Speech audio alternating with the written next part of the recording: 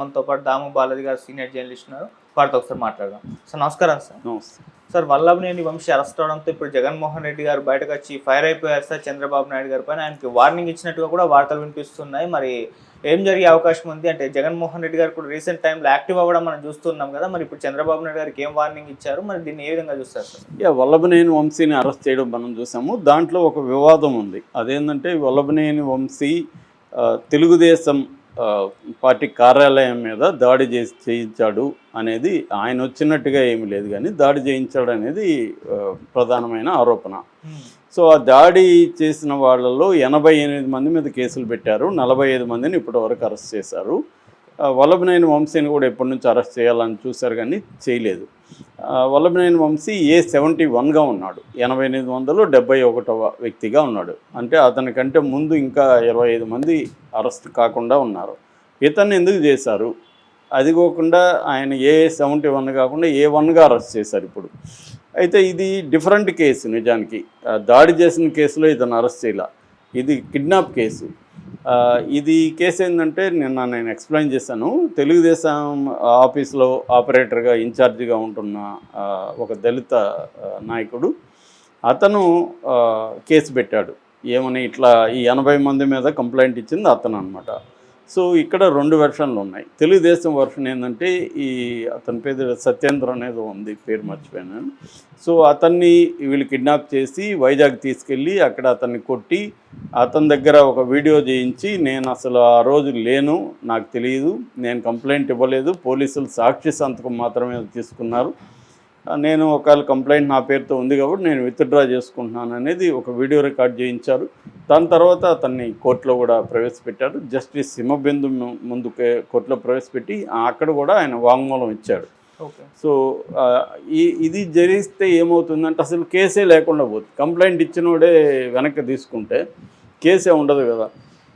దాంతో తెలుగుదేశం రంగంలో దిగి ఏం చేసిందంటే ఇతని మీద కిడ్నాప్ కేసు పెట్టింది. ఎవరి మీద? వంశీ మీద. ఇతను ఇంకొంతమంది ఒక 4 కలిసి అతన్ని కిడ్నాప్ చేశారని కేసు పెట్టింది. ఈ కేసులో ఇప్పుడు ఇతను అరెస్ట్ చేశారు. మామూలుగా ఇక్కడ నాలాంటోడికి నీలాంటోడికి వచ్చే డౌట్ ఏంటంటే, ఆల్రెడీ కేసు పెట్టిన అతను నన్ను కిడ్నాప్ చేయలేదు, అసలు ఈ కేసే లేదు, నేను కంప్లైంట్ ఇవ్వలేదని కోర్టులో చెప్తే నువ్వు కిడ్నాప్ కేసు ఎలా పెడతావు, చెల్లుతుందా లీగల్గా అనేది మనకు తెలియదు. కానీ మరి జడ్జి గారు అయితే ఇతనికి 14 days రిమాండ్ ఇచ్చేశారు. ఇది జగన్ ఇప్పుడు మాట్లాడుతున్నాడు. అతన్ని బెదిరించి పోలీసులు ఆ దళితుల్ని బెదిరించి కేసు పెట్టించారని ఇలాగ పరస్పర ఆరోపణలు చేసుకుంటున్నారు తెలుగుదేశం వాళ్ళు, వైసీపీ వాళ్ళు. సో ఈ కాంటెక్స్ట్లో ఈ అబ్బాయిది ఇప్పుడు నెక్స్ట్ మంగళవారం విచారణ ఉంది. అప్పుడు తేలిపోతుంది ఇది. అసలు ఒకసారి ఇతను వెళ్ళి నేను కంప్లైంట్ ఇవ్వలేదు, సాక్షి సంతకం తీసుకున్నారు, అసలు నేను ఆ రోజు లేదు అని కోర్టులోనే చెప్పిన తర్వాత మళ్ళీ దాన్ని కేసు పెట్టి ఆ కేసు నిలుస్తుందా, కిడ్నాప్ కేసు నిలుస్తుందా అనేది తెలియదు. మనకేందంటే విచిత్రంగా ఉంటాయి కోర్టులలో కేసులు. ఒక కేసులో ఒక రకంగా బిహేవ్ చేస్తుంటారు జడ్జెస్, ఇంకొక కేసులో ఇంకో సిమిలర్ కేసుల్లోనే వేరే దీంట్లో ఇంకొక రకంగా ఉంటాయి. సో ఇట్లా మొత్తానికైతే ఇతన్ని జైలుకి అయితే పెట్టారు. ఇప్పుడు అతను బెయిల్ పిటిషన్ కూడా వేస్తున్నాడు. అసలు ఈ కేసే నిలవస్తుందా లేదా అన్న చర్చ నడుస్తుంది. దీన్ని ఇప్పుడు జగన్ ఏం చేస్తాడంటే ఇది పొలిటికల్గా మోటివేటెడ్, అసలు అతనే కేసు లేదని కోర్టు చెప్తే కోర్టును కూడా అపహాస్యం చేస్తూ మళ్ళీ అరెస్ట్ చేశారు. అంటే ఇక్కడ ఏంటంటే చంద్రబాబు మీద విపరీతమైన ఒత్తిడి ఉంది. వంశీని, రోజాని, కొడాలి నానిని, తర్వాత ఇంకొక నాని, పేర్ని నాని, ఇలాంటి వాళ్ళని అరెస్ట్ చేయట్లేదు అన్న ఇది ఉంది. దాంతో ఇప్పుడు ఆయన నిరూపించుకోవాలి అరెస్ట్ చేసిన. ఆయనకి తెలిసి కేసు నిలవదని. కానీ ఒక 2 రోజులన్నా వాడిని జైల్లో పెడితే కొంచెం ఇదిగా ఉంటుంది మన కేడర్కి అనేది చంద్రబాబు ముందు ఉంది. అంతే. ఇప్పుడు ఏమైపోయిందంటే మన పార్టీలో తెలుగుదేశం కూటమిలో ప్రజలకి మనం ఎందుకు అది చేయట్లేదు, లేకపోతే మన వాళ్ళు అక్రమాలు చేస్తున్నారు, దాన్ని అరికట్టండి, ఈ డిమాండ్ రావట్లే. డే 1 నుంచి కూడా తెలుగుదేశం మీడియా కానీ తెలుగుదేశం కేడర్ కానీ నానిని ఎందుకు అరెస్ట్ చేయలేదు, వంశీని ఎందుకు అరెస్ట్ చేయలేదు, వాడిని ఎందుకు కొట్టలేదు, వీడిని ఎందుకు ప్రతీకారం తీర్చుకోలేదు అనేది. ఎందుకు దీనికి కారణం ఏంటంటే వీళ్ళంతా అదే మాట్లాడారు కాబట్టి.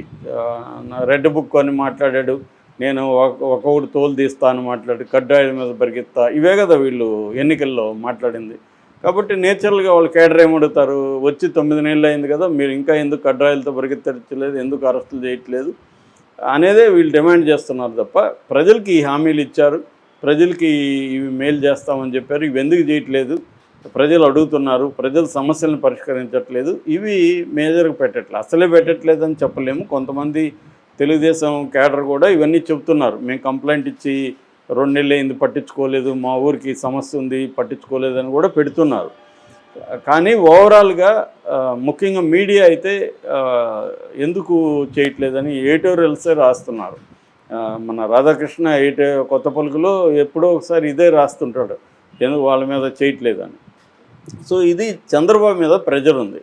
సో ఈ ప్రెజర్ కోసం చంద్రబాబు ఏం చేయాలి, అప్పుడప్పుడు అవి చేస్తున్నట్టున్న డ్రామా ఆడాలి. సో అందుకని నిజానికి వంశీ మీద నిజంగా అరెస్ట్ చేసి చేయాలంటే కేసుని స్ట్రాంగ్గా పెట్టి బిల్డప్ చేసి చేయొచ్చు. ఏమీ లేని కేసులు అరెస్ట్ చేయడం అంటేనే క్లియర్గా ఆయన వంశీకి భయపడుతున్నాడా మరి ఎందుకు అనేది తెలీదు. ఆయనకు తెలుసు క్లియర్గా ఈ కేసు నిలవని కేసులో ఎందుకు వంశీని అరెస్ట్ చేశారనేది ఇక్కడ చర్చ.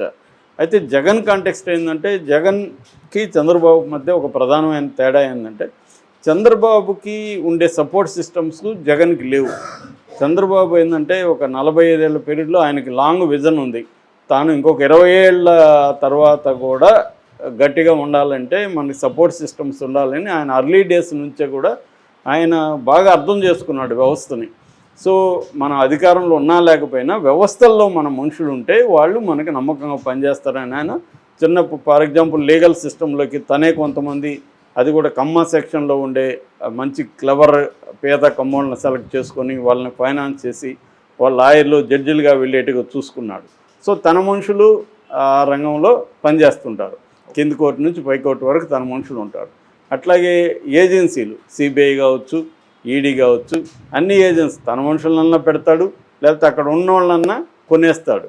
సో దానివల్ల ఏమవుతుంది, ఆ మనుషులంతా తనకు అనుకూలంగా పనిచేస్తారు. అది అంటే సిస్టమ్స్లో తన మనుషుల్ని పెట్టడం.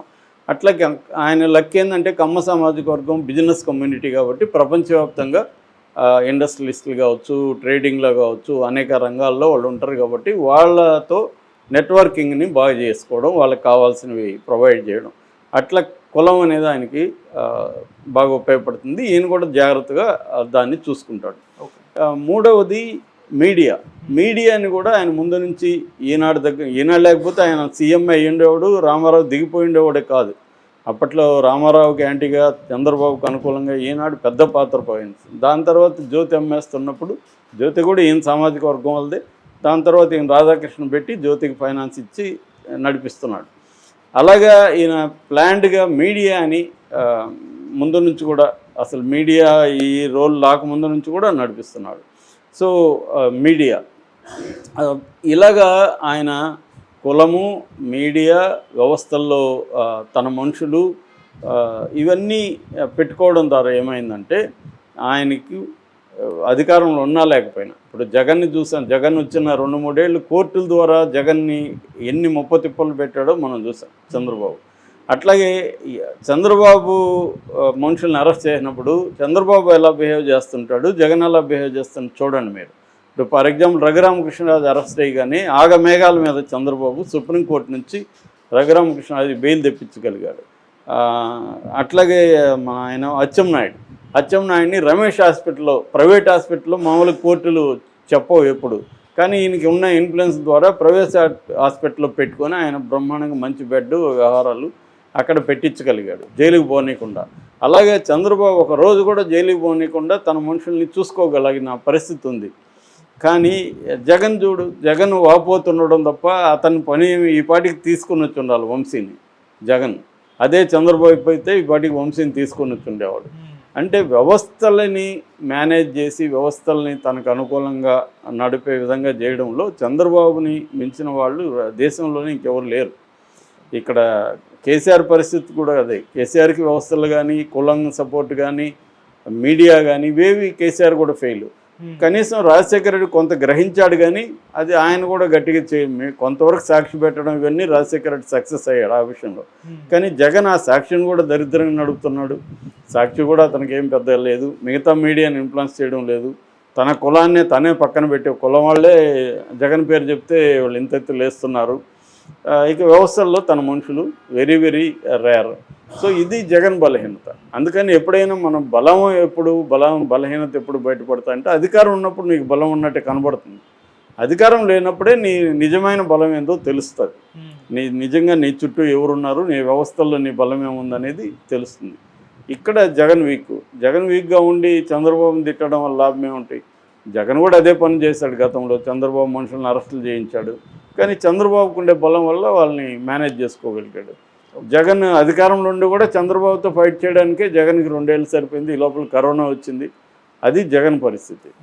కాబట్టి జగన్కి కూడా అర్థమైంది, కానీ అర్థమైతే అంతే